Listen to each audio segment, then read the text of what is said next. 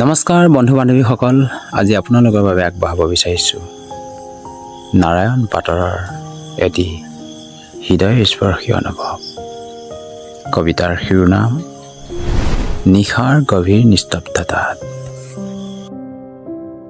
নিশাৰ গভীৰ নিস্তব্ধতাত যেতিয়া আকাশখনেও যেন নিজৰ দুখবোৰ তৰা আৰু মেঘৰ আঁৰত লুকুৱাই ৰাখে, মই অকলশৰীয়াকৈ বহি থাকোঁ নিস্তব্ধ পৃথিৱীৰ মাজত। বুকুৰ ভিতৰত হাজাৰ শব্দৰ তাণ্ডৱ লৈ দূৰৈ যোনটোৱে নীৰৱে চাই থাকে, মোৰ নিঃশব্দ কান্দোনবোৰ যেন সি বুজি পায়।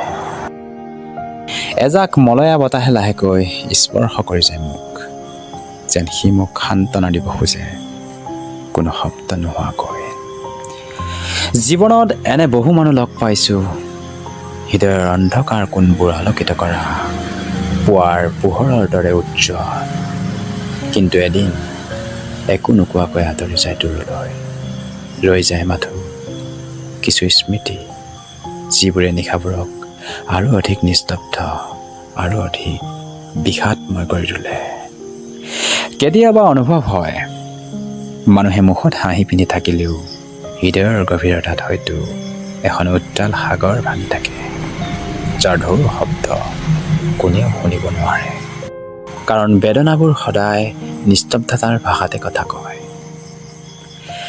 এই দীঘল নিশাবোৰে মোক শিকাইছে, অকলশৰীয়া হৈ থাকিব পৰাটো এক বিশেষ অনুভৱ, য'ত মানুহে নিজকে নিজেই সাৱটি ধৰে, নিজৰ দুখবোৰ নিজেই মৰমেৰে লুকুৱাই ৰাখে।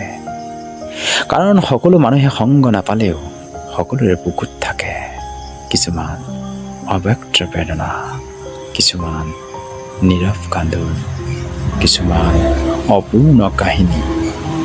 আৰু হয়তো সেই বেদনাবোৰে আমাক অলপ বেছি গভীৰ, অলপ বেছি সংবেদনশীল আৰু অলপ বেছি মানুহ কৰি তোলে।